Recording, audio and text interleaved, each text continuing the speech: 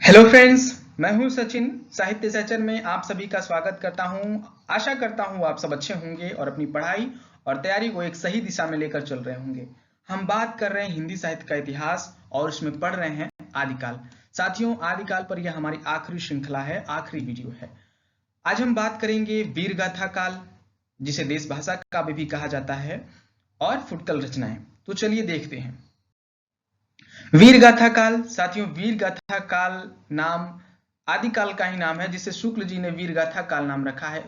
इसके पीछे उनका जो तर्क है वह यह है कि आदिकाल में वीर गाथात्मक परक रचनाओं की प्रचुरता है, इसलिए उन्होंने वीर गाथा काल नाम रखा। देश भाषा काव्य के लिए उन्होंने 12 ग्रंथों का चुनाव किया था। जिन 12 ग्रंथों का चुनाव उन्होंने किया था हमने बताया था, और उसका क्रम भी हमने लिखा था, और वही क्रम शुक्ल जी ने तय किया है और वही क्रम ऑथेंटिक है पूरे कालक्रम के अनुसार, है ना। तो आप उसे जरूर याद रखिएगा।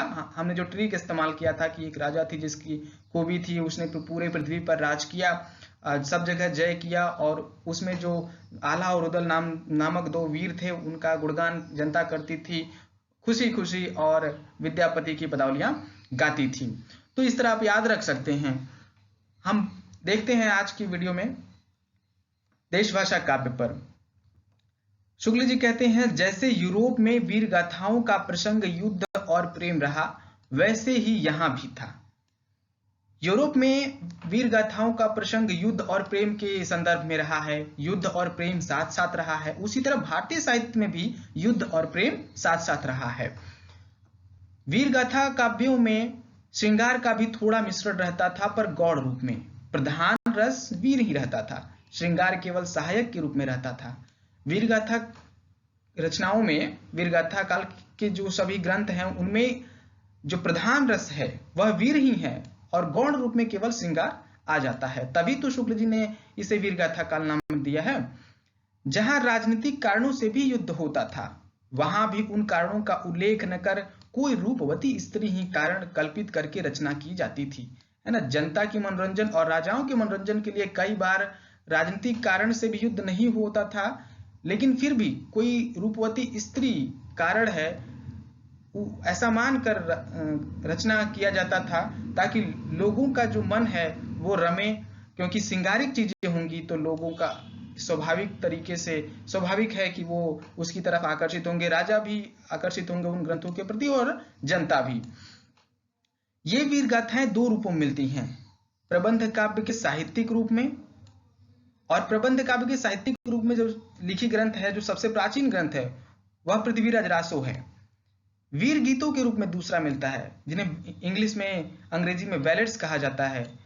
और वीर गीतों के रूप में जो सबसे पुरानी पुस्तक मिलती है आचार्य रामचंद्र शुक्ल को, वह विशलदेव रासो है। याद रखने लायक है कि सबसे पुरानी पुस्तक जो है वीर गीत के रूप में, वह विशलदेव रासो है।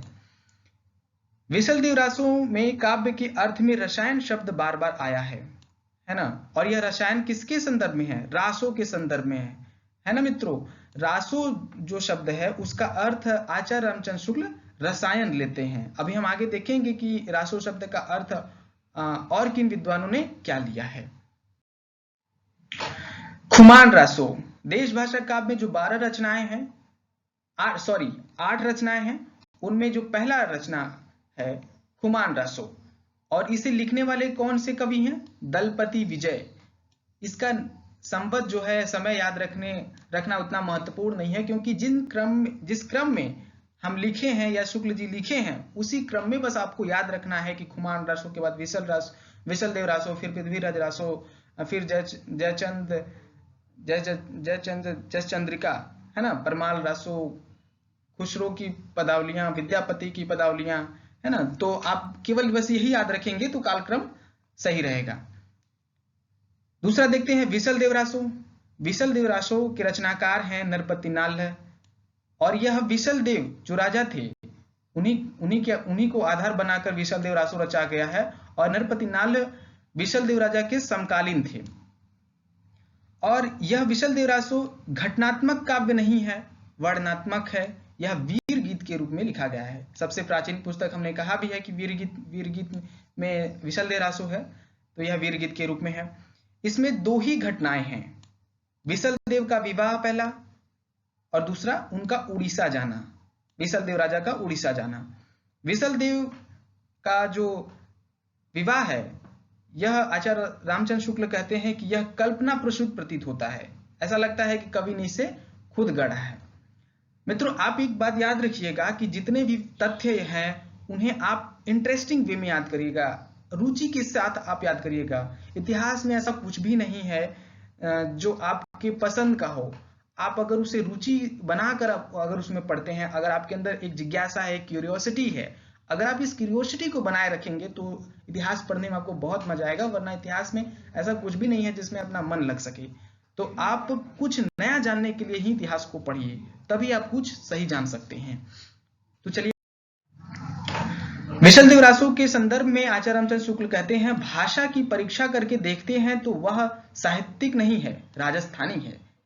ठीक, यह पुस्तक न तो वस्तु के विचार से और न भाषा के विचार से अपने असली और मूल रूप में कही जा सकती है। विशल देव रासो के संदर्भ में शुक्ल जी कहते हैं, यह कथन स्मरणीय योग्य है, याद रखने लायक है कि किस पुस्तक के बारे में, किस रचना के बारे में आचार्य रामचंद्र शुक्ल यह कथन कहते हैं कि वस्तु के विचार से और न भाषा के विचार से अपने असली और मूल रूप में कही जा सकती है। विशल देव रासो के संदर्भ में कहते हैं, इस ग्रंथ में श्रृंगार की ही प्रधानता है, वीर रस किंचित आभास मात्र है ना। विशल देव रासो ही एक ऐसा ग्रंथ है जिनमें वीर रस प्रधान नहीं है, श्रृंगार रस प्रधान है और वीर रस कहीं कहीं आ गया है। और श्रृंगार रस में संयोग और वियोग के गीत कवि ने गाए हैं। तीसरा महत्वपूर्ण जो कवि है चंद्रवरदाई। चंद्रवरदाई ये हिंदी के प्रथम महाकवि माने जाते हैं। शुक्ल जी ने हिंदी का प्रथम महाकवि चंद्रवरदाई को माना है और उन्हीं का ग्रंथ पृथ्वीराज रासो हिंदी का प्रथम महाकाव्य है, ऐसा आचार्य रामचंद्र शुक्ल मानते हैं और उनका यह मानना सर्वमान्य है। चंद्रवरदाई दिल्ली के अंतिम हिंदू सम्राट महाराज पृथ्वीराज के सामंत थे और राज कवि प्रसिद्ध हैं, है ना। पृथ्वीराज के ही सामंत थे और उनके राज दरबारी कवि थे। पृथ्वीराज रासो में 69 समय या सर्ग या अध्याय थे। 69 सर्गों में यह ग्रंथ विभाजित है ना। ये जो चंद्रवरदाई है ये पृथ्वीराज चौहान के मित्र भी थे, सखा भी थे, कवि, उनके राज दरबारी कवि भी थे, ऐसा प्रसिद्ध है इतिहास में। मुख्य छंद कवित्त, जिसे छप्पय कहा गया है, छप्पय भी होता है कवित्त, दूहा, तोमर, त्रोटक, गाहा और आर्या है मुख्य छंद। चंद और महाराज पृथ्वीराज का जन्म एक ही दिन हुआ था और दोनों ने एक ही दिन संसार को छोड़ा था, ऐसा पृथ्वीराज रासो ग्रंथ में उल्लिखित है। चंद के पुत्र जल्हन के हाथ में रासो को सौंप जाने और उसके पूरे किए जाने का उल्लेख रासो में है। पुस्तक जल्हन हाथ दे चले गज्जन नृप काज, एक दोहा है इसमें। पृथ्वीराज रासो में उल्लेख है कि पुस्तक जल्हन हथ दे चली गज्जन नृप काज। जब पृथ्वीराज चौहान को मोहम्मद गोरी पराजित कर देता है और वह उनको पकड़ के अपने देश में ले जाता है तो चंद्रवरदाई भी उनके साथ चल देते हैं और यह पुस्तक अपने पुत्र जल्हन को देखकर वह अपने नृप काज यानी राजा के काम के लिए चल पड़ते हैं उनके पीछे पीछे। पृथ्वीराज रासो के अनुसार पृथ्वीराज कौन थे? पृथ्वीराज चौहान अर्णव राज्य के पौत्र थे यानी पोते थे और राजा सोमेश्वर के पुत्र थे जो अजमेर के चौहान थे। राजा सोमेश्वर का जो विवाह है वो अनंगपाल की कन्या कमला से हुआ है, ऐसा उल्लेख पृथ्वीराज रासो में लिखा गया है कि राजा सोमेश्वर का विवाह अनंगपाल की कन्या कमला से हुआ है। लेकिन मित्रों, पृथ्वीराज विजय जो ग्रंथ है जिसके रचयिता जयानक हैं, उन्होंने कहा है कि राजा सोमेश्वर का विवाह कर्पूरी से हुआ है। ठीक है, यह कथन थोड़ा संदेहास्पद है कि इसे माना जाए कि इसे माना जाए, तो आप दोनों को याद रखिएगा कि रामचंद्र शुक्ल ने पृथ्वीराज रासो में जो ग्रंथ है दोनों को वैसे तो उल्लिखित किया है। ठीक है, तो अनंगपाल की दो कन्या थी, एक कमला एक सुंदरी, ऐसा पृथ्वीराज रासो में लिखा गया है। तो कमला से पृथ्वीराज चौहान का जन्म होता है और सुंदरी से जयचंद, है ना, जयचंद जिसकी पुत्री संयोगिता थी और जो पृथ्वीराज के साथ भाग आती है उनके साथ पृथ्वीराज के महल में। तो सुंदरी का विवाह विजयपाल के साथ होता है, कन्नौज के जो राजा हैं। तो यह याद रखने लायक है, यह क्रम याद रखने लायक है। पूछेगा तो नहीं, लेकिन अपनी एक जानकारी के अनुसार आप याद रख सकते हैं जानकारी के लिए। प्रसिद्ध इतिहासज्ञ राय बहादुर पंडित गौरी शंकर हीराचंद ओझा रासों में वर्णित घटनाओं तथा संवतों को बिल्कुल भाटों की कल्पना मानते हैं, है ना। पंडित गौरी शंकर हीराचंद ओझा पृथ्वीराज रासों को एक अप्रमाणिक ग्रंथ मानते हैं और उस ग्रंथ को मानते हुए कहते हैं कि इसमें जो घटनाएं हैं और जो संवत हैं बिल्कुल भाटों की कल्पना है, किसी कवि की मात्र एक कल्पना है, इसमें सच्चाई नहीं है। वहीं पंडित मोहनलाल विष्णुलाल पांड्या ने रासों के पक्ष में समर्थन देते हुए कहते हैं कि रासों के सब संवतों में यथार्थ संवतों से 90 से 91 वर्षों का अंतर एक नियम से पड़ता है। यह भी ध्यान देने लायक है कि पंडित गौरीशंकर हीराचंद ओझा उसका समर्थन नहीं करते हैं, कहते हैं कि वह एक तरीके से पूरा कल्पना है वह पुस्तक है। वहीं मोहनलाल विष्णुलाल पांड्या एक तथ्य खोज के लाते हैं कि 90 से 91 वर्ष का जितने भी तथ्य हैं उनमें अंतर है, तो कहीं ना कहीं सही भी है, ये सही भी हो सकता है, ऐसा इनका मानना है। पृथ्वीराज रासों के संबंध में आचार्य रामचंद्र शुक्ल कहते हैं कि भाषा की कसौटी पर यदि ग्रंथ को कसते हैं तो और भी निराश होना पड़ता है, क्योंकि वह बिल्कुल बेठिकाने है, उसमें व्याकरण आदि की कोई व्यवस्था नहीं है, है ना। यह जो ग्रंथ है उसके बारे में शुक्ल जी कहते हैं कि हम अगर उसको भाषा की कसौटी पर अगर कसेंगे तो बिल्कुल निराश हो जाएंगे, क्योंकि उसमें जो व्याकरण है वह बिल्कुल बेठिकाने है, न उसमें सही तरीके से कोई व्यवस्था है व्याकरण की, न भाषा सही है। और कहते हैं कहीं कहीं तो भाषा आधुनिक सांचे में ढली सी दिखाई पड़ती है, क्रियाएं नए रूपों में मिलती हैं, पर साथ ही कहीं कहीं भाषा अपने असली प्राचीन साहित्यिक रूप में भी पाई जाती है, जिसमें प्राकृत और अभ्रंश शब्दों के साथ साथ शब्दों के रूपों और विभक्तियों के चिन्ह पुराने ढंग के हैं। इस दशा में भाटों के इस वागजाल के बीच कहां पर कितना अंश असली, इसका निर्णय असंभव होने के कारण यह ग्रंथ न तो भाषा के इतिहास के, न तो भाषा के, न इतिहास के और न साहित्य के इतिहास के जिज्ञासुओं के काम का है। यहाँ पर शुक्ल जी पूरी तरीके से इस ग्रंथ की असमर्थता और इसकी अनुपयोग, कह लें कि इसका कोई उपयोग नहीं है, ऐसा ये कहना चाहते हैं।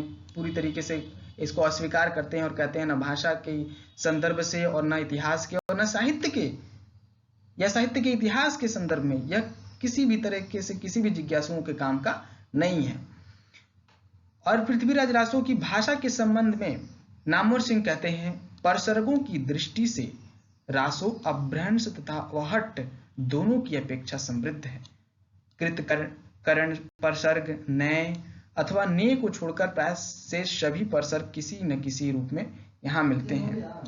जिस तरीके से आचार्य रामचंद्र शुक्ल ने इस ग्रंथ की कहने की आलोचना की कि यह किसी भी तरीके से किसी भी जिज्ञासुओं का काम का नहीं है, वहीं नामवर सिंह और अन्य प्रविध विद्वानों ने इसकी कहीं ना कहीं साहित्य के स्तर पर जो आलोचना की, जो समालोचना की, उसके आधार पर उन्होंने इसे एक अच्छा ग्रंथ ठहराया है।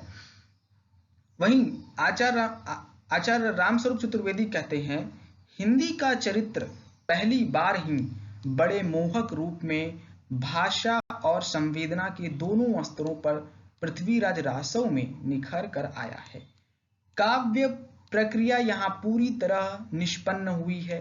आरंभिक रचना होते हुए भी उसके पक्ष में किसी तरह की सफाई की अपेक्षा नहीं है। पृथ्वीराज रासों की यहाँ पर प्रशंसा करते हुए रामस्वरूप चतुर्वेदी कहते हैं कि हिंदी का जो चरित्र है पहली बार ही बड़े मोहक रूप में भाषा और संवेदना दोनों के स्तरों पर पृथ्वीराज रासों में निखर कर आती है ना। यहाँ पे रासों की जगह इन्होंने रासव लिखा है। रामस्वरूप चतुर्वेदी रासों को रासव शब्द के अर्थ में ग्रहण करते हैं।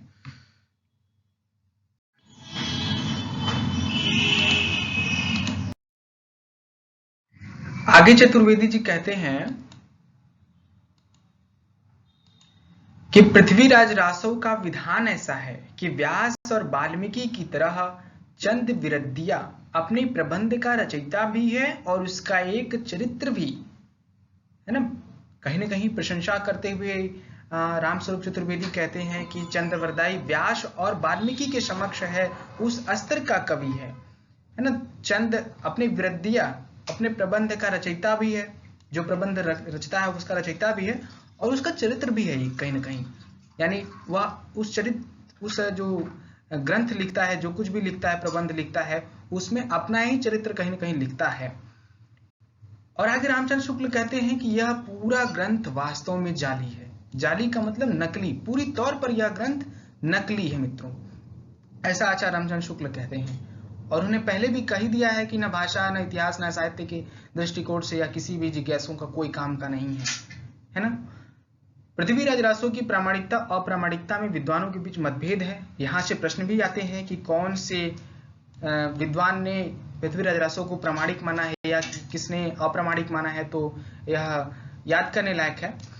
तो इसमें जो प्रामाणिक में शामिल है कर्नल टाड, मोहन लाल विष्णु पांड्या, श्याम सुंदर दास, मिश्र बंधु। इसके लिए ट्रिक है कर्नल श्याम मोहन मिश्र, कोई कर्नल है जिनका नाम है श्याम मोहन मिश्र। कर्नल मतलब कर्नल टाड, श्याम मतलब श्याम सुंदर दास, मोहन से मोहन लाल विष्णु पांड्या और मिश्र से मिश्र बंधु।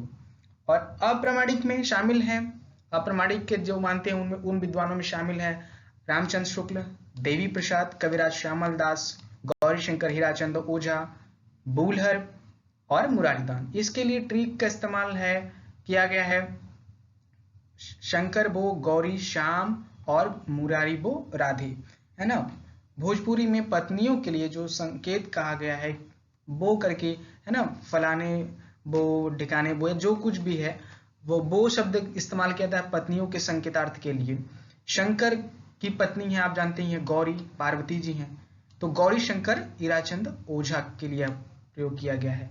श्याम मतलब श्यामल दास, मुरारी मतलब मुरारीदान और बो मतलब यहाँ बो का अर्थ है बूलहर से है और रा से रामचंद्र शुक्ल और धे से यहाँ अर्थ दे से है, देवी प्रसाद से है। ठीक है मित्रों, तो श्याम और मुरारी की जो पत्नी है, कहीं ना कहीं प्रेमिका है, वो राधे हैं। इस तरीके से आप याद कर सकते हैं। पृथ्वीराज रासो के पद्मावती समय के कुछ पद्य के नमूने देखिए। पृथ्वीराज रासो में एक सर्ग है, एक अध्याय है जिसका नाम है पद्मावती। हिंदुवान थान उत्तम सुदेश, तह उदित दुर्ग दिल्ली सुदेश, संभ निरेश चौहान थान, पृथ्वीराज तहा राजंत भान।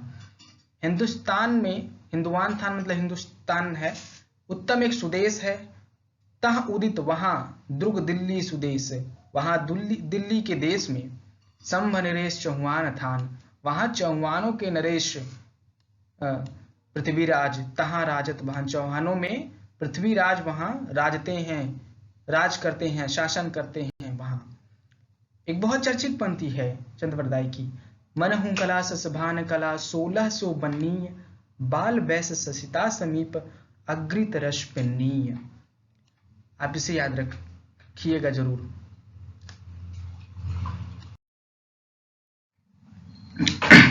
आगे देखते हैं भट्ट, केदार, मधुकर कवि। दो कवि होते हैं जो एक ही राजा कन्नौज के सम्राट जयचंद का गुणगान करते हैं, है ना। पृथ्वीराज रासो के जो नायक हैं पृथ्वीराज चौहान, उन्हीं के मौसी के लड़के हैं ये जयचंद। तो पृथ्वीराज पर भी जो लिखा गया ग्रंथ उसी को शायद हो सकता है देखा देखी में जयचंद के भी गुणगान पर दो कवियों ने, भट्ट केदार और मधुकर कवि ने ग्रंथ लिखे। भट्ट केदार ने जिस ग्रंथ का नाम लिखा उसका नाम है जयचंद प्रकाश और मधुकर कवि ने जय मयंक जस चंद्रिका ग्रंथ का निर्माण किया। आगे बढ़ते हैं, देखते हैं जगनीक कवि का नाम है। कालिंजर के राजा परमार के यहाँ जगनीक नाम के भाट थे। राजा परमार थे, उनके दरबारी, वो राजा परमार कालिंजर के थे। परमार के दरबारी कवि थे जगनीक, जिन्होंने परमार राजा के नाम पर ही परमाल रासो नामक ग्रंथ रचा।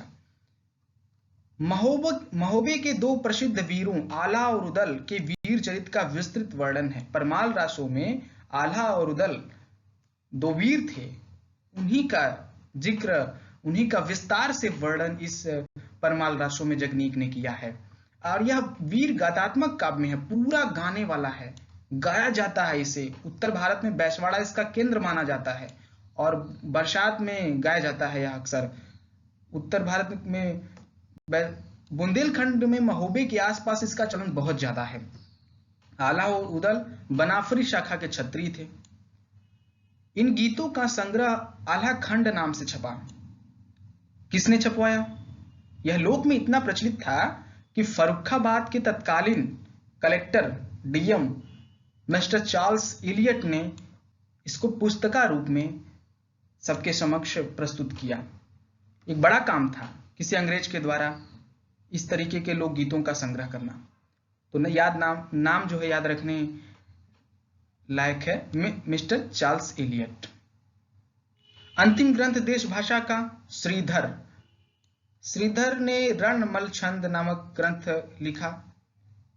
एक पद्य उनका नीति दिया जाता है, नाम से ही लग रहा है कि युद्ध का रणमल छंद, मल्ल मतलब युद्ध होता ही है, रण मतलब भी युद्ध होता ही है। उसका छंद कैसे लिख सकते हैं? उसी तरह लिख सकते हैं, ढम ढम ढमई ढम ढम कार ढंकर ढोल ढोली जंगिया ना।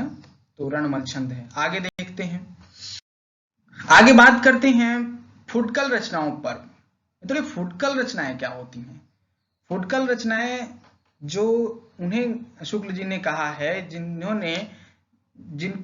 उन्हें फुटकल रचनाओं में शुक्ल जी ने रखा है, जो कहीं ना कहीं केंद्र में जो साहित्यिक धारा बह रही थी उससे अलग हटकर, वीर गाथा काल से अलग हटकर जो रचनाएं हो रही थी, कहीं ना कहीं उन्हें शुक्ल जी फुटकल रचनाओं में रखते हैं। इस तरह वो डिनोट करते हैं कहीं ना कहीं ये जो केंद्र में जो धारा चल रही है, साहित्यिक धारा, उससे अलग काव्य जो रचना हो रही है उसे फुटकल रचना। और फुटकल रचनाओं में जो दो बड़े कवि हैं वह खुसरो और विद्यापति हैं। उन्हीं का वर्णन फुटकल रचनाओं में किया गया है। तो कहते हैं कि वीर गाथा काल के समाप्त होते होते हमें जनता की बहुत कुछ असली बोलचाल और उसके बीच कहे सुने जाने वाले पद्यों की भाषा के बहुत कुछ असली रूप का पता चलता है। पता देने वाले हैं दिल्ली के खुसरो मियां और तिरहुत के विद्यापति, है ना। वीर गाथा काल के समाप्त होते होते हमें जनता की बहुत कुछ असली बोलचाल और उसके बीच कहे सुने जाने वाले पद्यों की भाषा के बहुत कुछ असली रूप का पता चलता है ना। तो वीर गाथा काल के समय में भी कह लें या उसके समाप्त होते होते जनता की बहुत कुछ जो उनमें बोलचाल में जो रचनाएं होने लगी उन्होंने फुटकल रचनाओं में रखा है। और उन फुटकल रचनाओं में रचनाकार हैं खुसरो मियां और विद्यापति। पश्चिम की बोलचाल, गीत, मुख्य प्रचलित पद्य आदि का नमूना जिस प्रकार हम खुसरो की कृति में पाते हैं, उसी प्रकार पूरब का नमूना विद्यापति की पदावली में पाते हैं, है ना। जनता की बोलचाल जो पश्चिमी क्षेत्र है उसमें उसका जो नमूना मिलता है वह खुसरो के यहाँ मिलता है, क्योंकि खुसरो राजस्थान दिल्ली के इलाके में है, तो वह भारत का पश्चिमी इलाका है। और विद्यापति बंगाल बिहार के क्षेत्र के हैं, उड़ीसा के क्षेत्र के हैं कहीं ना कहीं, तो वो पूरब का नमूना उनकी रचनाओं में मिलता है। उसमें उस क्षेत्र का बोलचाल का जो मिलता है वर्णन। खुसरो मियां, खुसरो का जो समय है, कह लें कि जो रचना काल का समय वह 1340 है ना, लेकिन जो इनका जो जन्म है वह 1253 है। इनका मूल नाम अबुल हसन है। इनके गुरु हैं निजामुद्दीन औलिया। इनमें उक्ति वैचित्र की प्रधानता थी, यद्यपि कुछ रसीले गीत और दोहे भी इन्होंने कहे हैं। ठेठ खड़ी बोली की पहेलियां मुकरियों और दो सुखनों में ही मिलती हैं। यद्यपि उनमें भी कहीं कहीं ब्रज भाषा की झलक है, पर गीतों और दोहों की भाषा ब्रज या मुख्य प्रचलित काव्य भाषा ही है ना। मुकरियों और दो सुखनों या पहेलियों की जो भाषा है वो खड़ी बोली है, और जो गीतों की भाषा है वो कहीं कहीं ब्रज है, क्योंकि ब्रज जो भाषा है उसमें गीत बहुत आसानी से कही जा सकती है, क्योंकि वह बहुत मधुर भाषा है, बहुत उसे माजा गया है, उसमें बहुत सारे सुमधुर पद कहे गए हैं, तो उसमें स्वाभाविक है कि गीत रचे जा सकते हैं। और खड़ी बोली कहने की ये खरी भाषा है कहा जाता है। एकदम बेलाग भाषा है खड़ी बोली। कबीर की अपेक्षा खुसरो का ध्यान बोलचाल की भाषा की ओर अधिक रहता है। उसी प्रकार जैसे अंग्रेजों का ध्यान बोलचाल की ओर अधिक था, खुसरो का लक्ष्य जनता का मनोरंजन था, है ना। जिस तरीके से कबीर की भाषा है मित्रों, वह बोलचाल के उतनी करीब नहीं है जितने की खुसरो की भाषा है। खुसरो एकदम मनोरंजन के कवि हैं, जनता के कवि हैं कहीं ना कहीं। लेकिन कबीर की भाषा में कहीं ना कहीं वो धार्मिक सांप्रदायिक शब्द घुस गए हैं, जिससे खुसरो की अपेक्षा तो कम कह ही सकते हैं कि कबीर की भाषा में खुसरो की अपेक्षा बोलचाल की भाषा के शब्द कम हैं। उसी प्रकार कहते हैं जैसे अंग्रेजों का ध्यान बोलचाल की ओर अधिक था, क्योंकि अंग्रेज हमें जमीन से पकड़ना चाहते थे, यानी जमीन पर उतर कर हमें हमारी चीजों को जानना चाहते थे, इसलिए वो बोलियों को बहुत अच्छी तरीके से जानना पसंद करते थे। रामस्वरूप चतुर्वेदी खुसरो के संबंध में कहते हैं, खुसरो के कृतित्व से एक महत्वपूर्ण तथ्य उजागर होता है कि हिंदी का चरित्र एकदम आरंभ से ही असांप्रदायिक रहा है। वह सामासिक संस्कृति की सच्ची रचना है। खुसरो एक मुसलमान कवि है ना, लेकिन वो हिंदी में इस तरह की कविता करता है, ऐसा लगता है पूरा वो हिंदी है, वो पूरा का पूरा भारतीय है ना। तो वह शुरू से ही आचार्य रामस्वरूप चतुर्वेदी कहते हैं कि एकदम हिंदी जो है वो पूरी तरीके से असांप्रदायिक है। अगर सांप्रदायिक होती तो केवल उसमें हिंदू रचनाएं होती, लेकिन ऐसा नहीं है। एक मुसलमान कभी भी इस तरह की रचना कर सकता है कि वह लग रहा है कि पूरा का पूरा वो हिंदू है और कोई सांप्रदायिकता नहीं है उसमें, तो इसलिए वो असांप्रदायिक है हिंदी। और एक सामासिक संस्कृति, हिंदू और मुसलमान की संस्कृति का मेल जो जिसे सामासिक संस्कृति कहा गया है, वह उसकी सच्ची रचना है। दिल्ली मेरठ की खड़ी बोली का प्रयोग अमीर खुसरो कर रहे हैं, जिन्होंने दो विपरीत प्रकार के धर्मों हिंदू और इस्लाम के समन्वय का विराट प्रयत्न किया है। न केवल अपनी हिंदी कविता में जो अपेक्षा कम मिलती हैं, वरन अपने फारसी काव्य में भी जो प्रभुत परिणाम में सुलभ है। ऐसा नहीं है मित्रों कि वह केवल हिंदी में हिंदू और इस्लाम के समन्वय पर जोर देते हैं और उन दोनों की सामाजिक संस्कृति को दिखाते हुए अपनी रचना करते हैं, है ना। अपने वो फारसी काव्य जो कि पूरी तरीके से इस्लामी संस्कृति का कहीं ना कहीं रूपांतरण है फारसी काव्य, उसमें भी वो इसी हिंदू और इस्लाम के समन्वय को अपने बड़े परिणाम में दिखाते हैं। खुसरो की कुछ नमूने देखते हैं उदाहरण के रूप में उनके रचनाओं के। खड़ी बोली का जो निखरा रूप मिलता है, आश्चर्य करने वाली बात है कि जिस समय में खुसरो लिख रहे थे, जैसा निखरा रूप लिख रहे थे खड़ी बोली का, वैसा निखरा रूप कह लें कि आदिकाल के बाद, खुसरो के बाद वैसी खड़ी बोली का निखरा रूप आपको केवल और केवल आधुनिक काल में मिलेगा। उसके बीच में तो कहीं उस तरह की मजी हुई खड़ी बोली आप देख ही नहीं सकती। अलबत्ते कबीर में भी वह नहीं मिलेगी। देखिए उदाहरण के रूप में, एक थाल मोती से भरा, सबके सिर औंधा धरा, चारों ओर वह थाली फिरे, मोती उससे एक न गिरे। क्या भाषा है! आप बताएंगे यह पहेली है, आप बताएंगे कि इसका अर्थ क्या है ना। हम पहेली कर रहे हैं, आप बूझिएगा। अर्थ तो इसका बूझेगा, मुंह देखे तो सूझेगा। यह भी एक पहेली है। आप बताइएगा कमेंट बॉक्स में कि क्या मतलब है इसका, अर्थ क्या है, किसके बारे में यह पहेली कही गई है। और ब्रज भाषा का रूप देखिए, जिनमें गीतों की रचना उन्होंने किया है। एक नार पिया को भानी, तनबाकू सगरा जो पानी, गोरी सोवे सीज पर मुख पर डारे केस, चल खुसरो घर आपने रैन भई चौदेस। और एक ब्रज भाषा और फारसी का मिला जुला रूप का एक गीत देखिए। जे हाल मिसकी मकुंत गाफुल, दुराय नैना बनाए बतिया, किताबे हिजरा नदार में जा, न काहिले हूं लगाए छतिया। इस तरह के जो गीत हैं, बिल्कुल गाने के लिए लिखा गया है, गीत के रूप में लिखा गया है। अब देखते हैं विद्यापति। ठीक है, विद्यापति की पदावली के कारण इन्हें मैथिल कोकिल कहा गया है। ठीक है, विद्यापति को मैथिल कोकिल कहा जाता है क्योंकि मिथिला क्षेत्र के हैं, और कोकिल का मतलब है गाने वाला, मीठा राग गुनगुनाने वाला। विद्यापति धर्म संप्रदाय से शैव थे, वैष्णव नहीं थे, शैव थे, शिव के बड़े भक्त थे। विद्यापति के वेद अधिकतर श्रृंगार के ही हैं, जिनमें नायक और नायिका राधा कृष्ण है।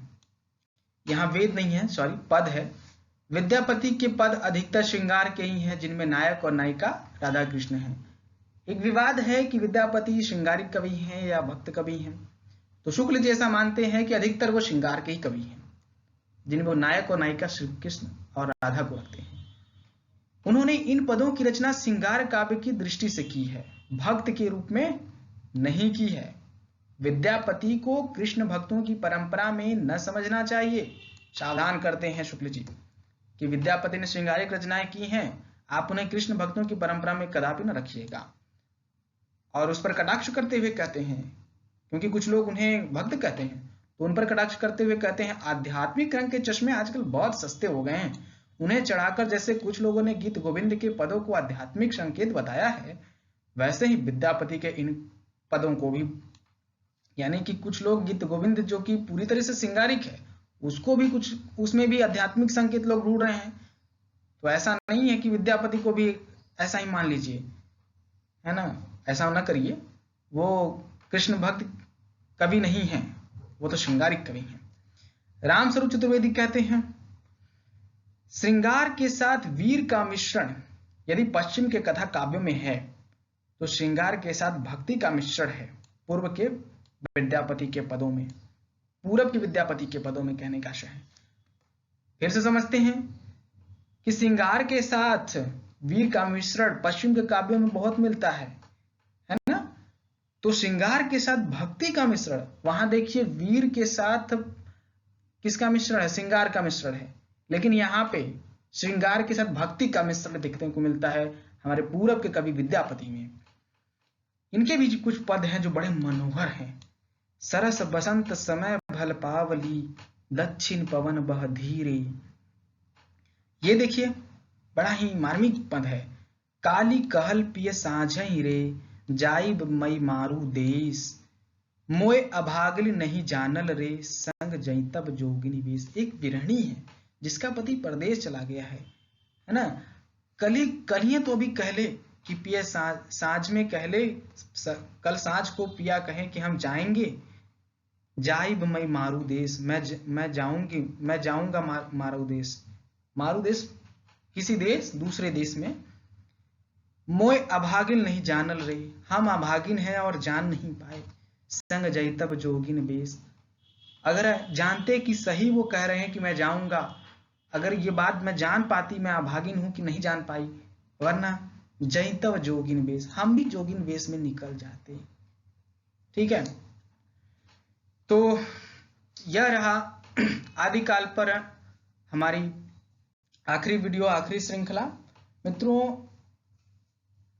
अब हम आगे पढ़ेंगे भक्ति काल, तो अगली वीडियो के लिए थोड़ा इंतजार हम करेंगे, और तब तक के लिए विदा लेते हैं। बहुत बहुत धन्यवाद आप सभी का। यदि वीडियो आपको अच्छा लगता है तो लाइक जरूर करें, अपने दोस्तों में शेयर करें, प्लीज सब्सक्राइब जरूर करिएगा यदि आपको बहुत अच्छा लगता है। तो इस तरह आप हमें प्रोत्साहित कर सकते हैं कि इसी तरह की लगातार वीडियोस आपकी तैयारी में पहुंचती रहें और हम आपकी मदद करते रहें। धन्यवाद एक बार फिर से।